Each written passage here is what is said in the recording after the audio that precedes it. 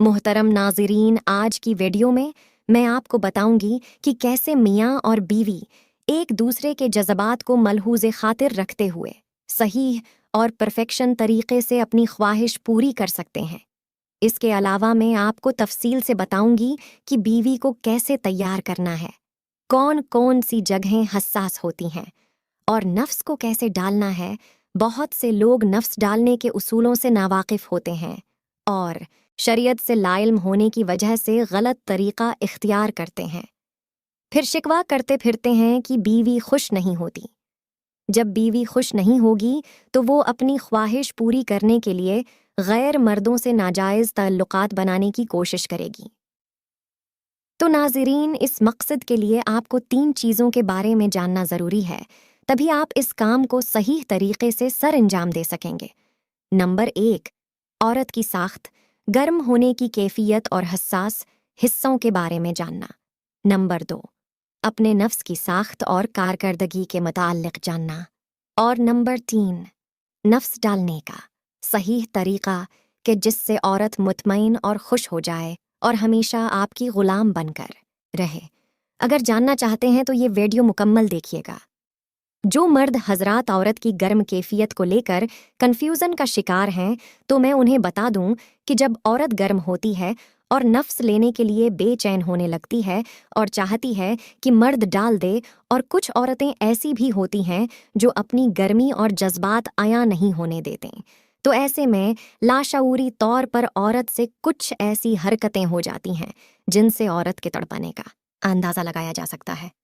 عورت جب گرم ہوتی ہے تو اس کا کھڑا ہو جاتا ہے، مطلب اندر کی جانب تناؤ آ جاتا ہے اور اندرونی سطح لمبی ہو جاتی ہے، سیم اسی طرح جیسے مردوں کا تناؤ آنے کے بعد لمبا ہو جاتا ہے۔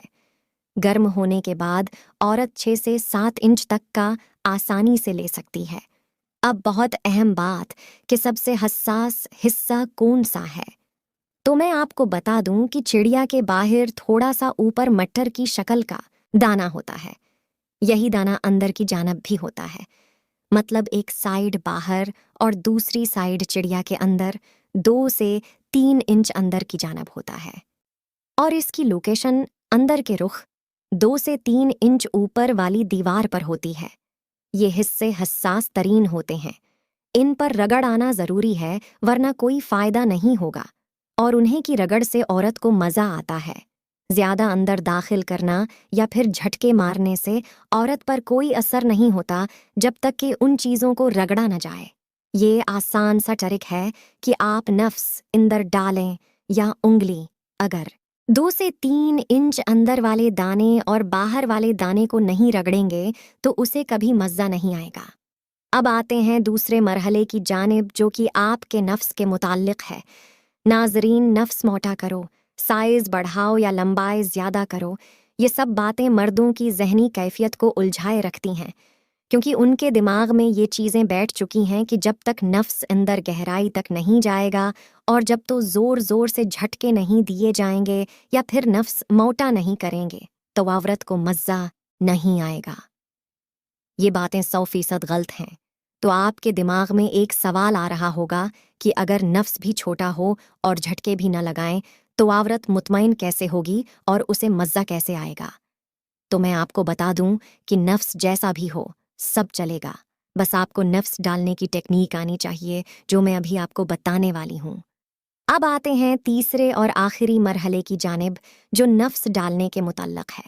ناظرین، ایک بات دھیان میں رکھ لیں کہ نفس ڈالنے سے پہلے پیار اور محبت کی باتیں کرنا بہت ضروری ہوتا ہے، پھر آہستہ آہستہ سینہ دبائیں اور چوسیں اور پیار کریں، مطلب آپ کو تھوڑی محنت ضرور کرنا چاہیے۔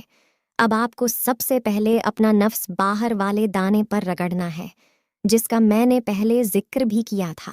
تھوڑی دیر رگڑنے کے بعد نفس اندر داخل کریں۔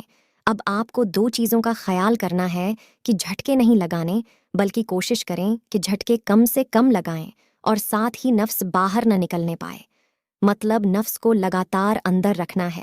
دوسری چیز یہ ہے کہ نفس اوپر والی دیوار سے رگڑا جانا چاہیے جہاں دوسرا دانہ ہوتا ہے، جس کا ذکر میں پہلے کر چکی ہوں۔